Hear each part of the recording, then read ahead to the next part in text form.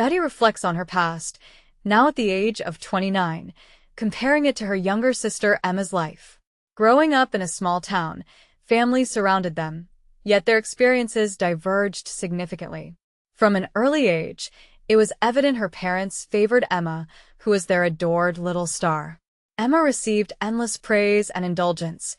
Every achievement of hers was celebrated, and she was given everything she desired. In contrast, Betty often felt like she was overlooked. The household constantly drew comparisons between the sisters, highlighting Emma's successes and disregarding Betty's efforts. Emma played soccer, and her parents never missed any of her games. But when Betty participated in tennis and even made it to the finals in middle school, her achievements went unnoticed. Emma is 8 years junior to Betty and, from her birth, became the family's focal point. She received extravagant birthday gifts, whereas Betty's birthdays coincided with Christmas and went neglected, marked only by school supplies or uninteresting items. Meanwhile, Emma's presents were always thoughtful and thrilling, enhancing her specialness. Despite the disparities, Emma showed kindness towards Betty in her own way, striving to make Betty feel included. A memorable instance was when Emma gifted Betty a flower bouquet after her tennis match, a sincere gesture that resonated deeply with Betty because it signified Emma's care. Betty's grandparents, who lived with them for several years, observed the partiality and spoke out on her behalf, urging her parents to extend the same affection shown to Emma. After their passing, Betty lost her staunchest allies, worsening the situation. Over time, even Emma lessened her support, perhaps weary of always defending Betty and likely didn't want to cross their mother, who was particularly harsh on Betty. Financial difficulties arose after the grandparents' death, despite previously assisting the family monetarily. Betty aspired to study design in college, but her dreams faded when told there were insufficient funds for her education, though Emma was sent to a prestigious university. Consequently, instead of college, Betty accepted an office role at a small distant design firm, far from the ideal future she'd envisioned. However, it allowed her to engage in something she loved, designing websites, primarily for women-oriented businesses like salons. Although her path was fraught with challenges, it also fortified her resolve. Betty's journey evidences the power of perseverance and determination amid adversity. In her youth, she aspired to shoulder more responsibilities, striving to prove herself despite her parents' lack of belief in her. Her drive led her to a career as a user experience designer, overcoming professional hurdles and working alongside more experienced colleagues. Rather than feeling demoralized, Betty embraced these challenges, which honed her skills in interactive design. Each day, her enthusiasm for her work grew, and she recognized the importance of continuous learning to succeed. However, her parents didn't approve of her career path, deeming it less respectable, which made her family home less inviting and reduced her visits. Knowing every interaction revolved around their disapproval, during her free moments, rather than be consumed by the judgment of her parents, Betty wisely dedicated herself to online courses that honed her design skills. She diligently worked on mastering new software over weekends and holidays, eventually earning a place on her company's design team. Her genuine enthusiasm caught the attention of her colleagues, who then began recommending valuable resources and introducing her to key industry contacts. After 5 years in her career, Betty was managing projects independently, evolving from an eager novice to an established interactive designer. 9 years after graduating high school, she was well respected in her field, proud of having accomplished this without her parents' support. One day, Betty discovered that her younger sister Emma was preparing to attend university, specifically a prestigious medical school in a major city, thanks to her stellar grades and work ethic. Reflecting on their past and remembering Emma's past kindness, Betty felt inclined to support her. A few months later, as Emma gained admission to her top-choice medical school, Betty congratulated her warmly. However, Emma seemed worried because although the school encouraged family donations, it weighed heavily on their parents who were concerned about societal perceptions despite their tight finances from tuition and living costs. Emma intended to take a part-time job, but knowing the demands of medical school, Betty empathized, understanding the struggle of pursuing dreams with minimal support. Despite her family not having much finances, with her father in real estate and her mother working part-time, Betty was hurt when her parents indirectly asked her through Emma for financial assistance. Feeling like her family saw her as merely a financial resource rather than a valued member, she continued to prioritize Emma's education by covering the donation and tuition fees, helping Emma to start without financial worries. She moved near her university, but their conversations became less frequent and felt different, yet Betty continued supporting her in any way possible to ease her burden.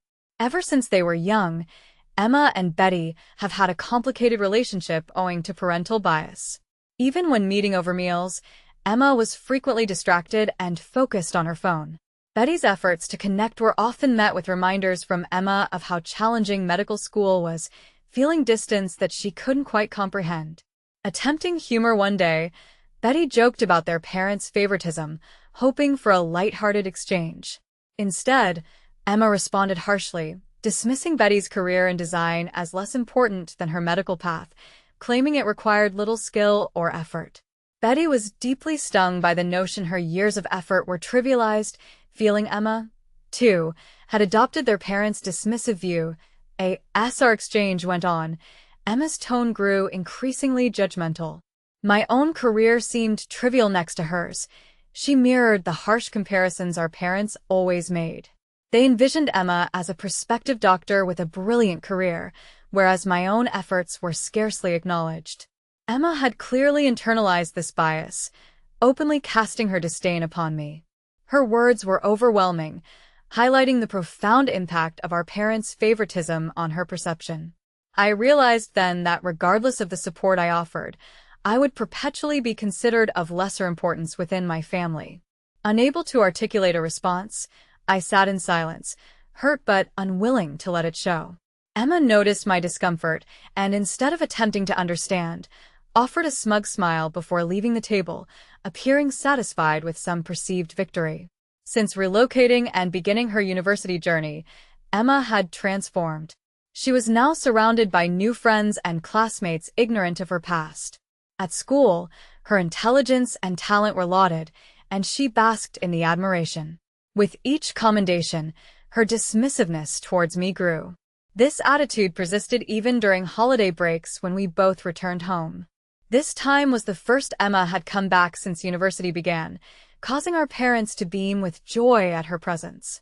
In contrast, their attention towards me dwindled, leaving me feeling more invisible than ever. Upon arrival, I observed the tremendous effort made to welcome her, with the dining table laden with delectable food, steak, pizza, and all her favored dishes. That evening, an array of guests gathered at our home to celebrate Emma's return. Family, neighbors, even old classmates. Emma soaked up the spotlight, her smile beaming at the admiration surrounding her. She began to speak loudly, ensuring everyone heard. "Mom's always telling me I should visit more often," she declared dramatically. "But you know how it is, my university's top-notch, especially the medical program. It's so taxing. Between group projects, studying, and helping others, relaxing is a luxury." As she continued, I felt increasingly alienated, yearning for reprieve. I stood up, walking into the kitchen under the pretense of checking something, yet even there, Emma's voice resonated throughout, as she continued her academic narrations. While it seemed normal to my parents, her boasting must have been excessive to several guests. An elderly neighbor eventually shifted the focus, turning kindly to me. "So, Betty, how's your design work going?" they asked. Before I could reply, Emma and our parents interjected. "She's doing her best," my mother remarked, shaking her head. "But she's not like Emma." "Yes," my father concurred. "She opted against college, choosing design instead." Their words stung, not only for what was said, but the manner it was spoken, as though my choices were a letdown. Glancing around, I noticed some guests appeared uneasy. Several hadn't pursued college, focusing on work or family instead. Yet, silence prevailed. Feeling estranged in my own home, I contemplated leaving quietly when Emma suddenly addressed me.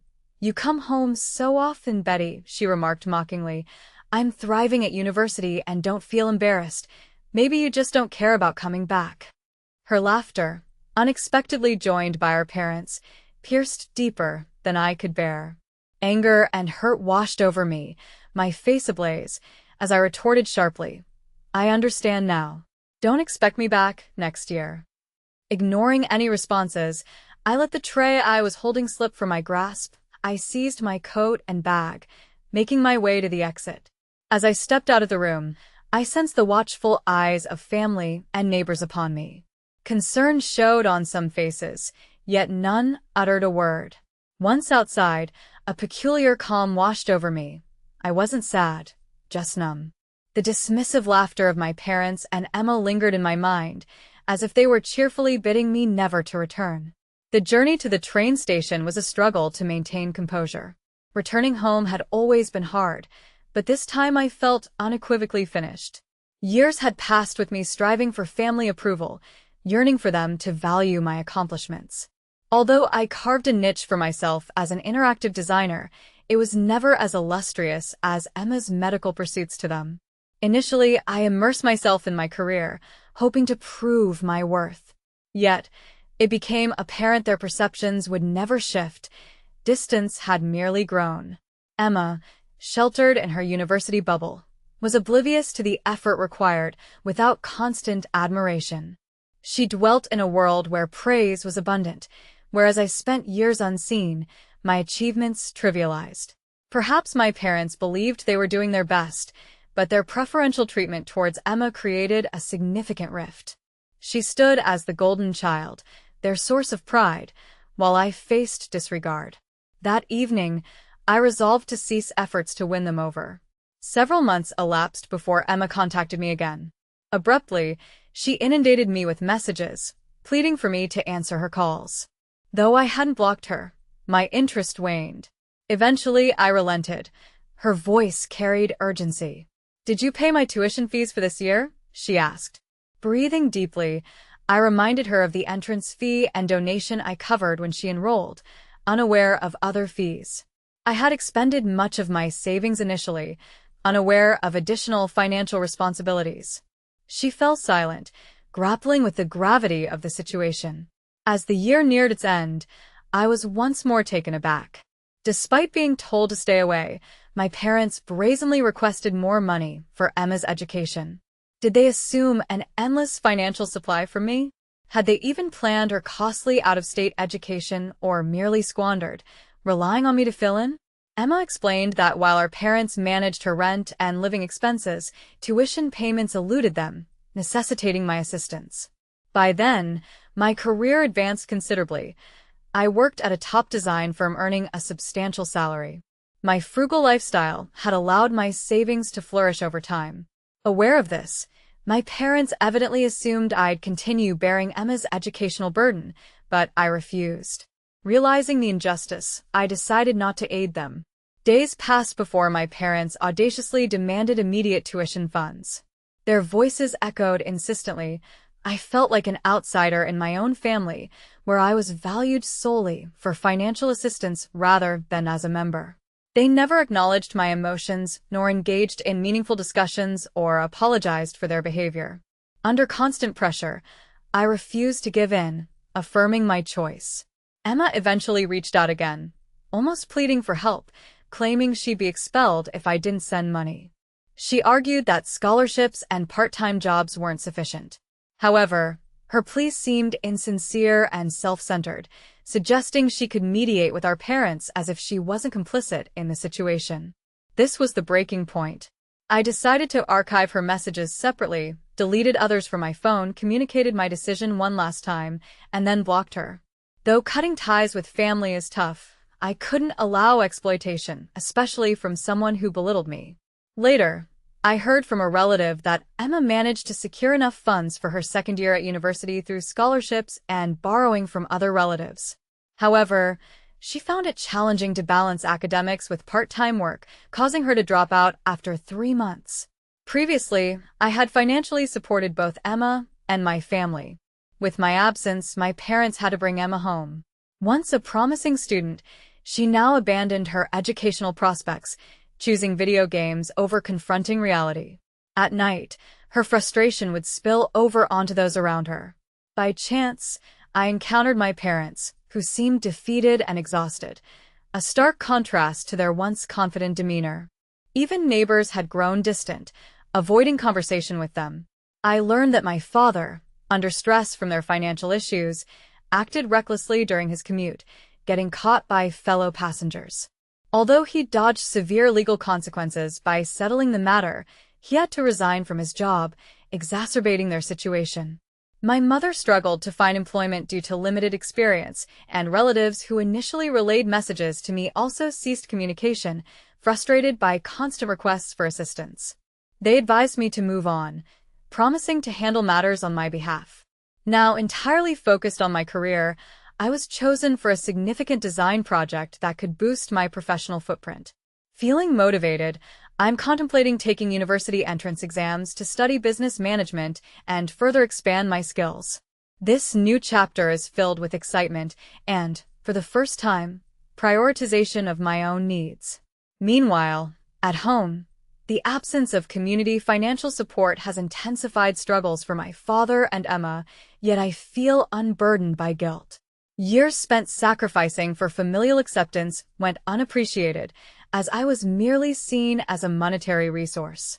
Now free, I am creating a life that reflects my hard work and dedication. Finally, I am living for myself,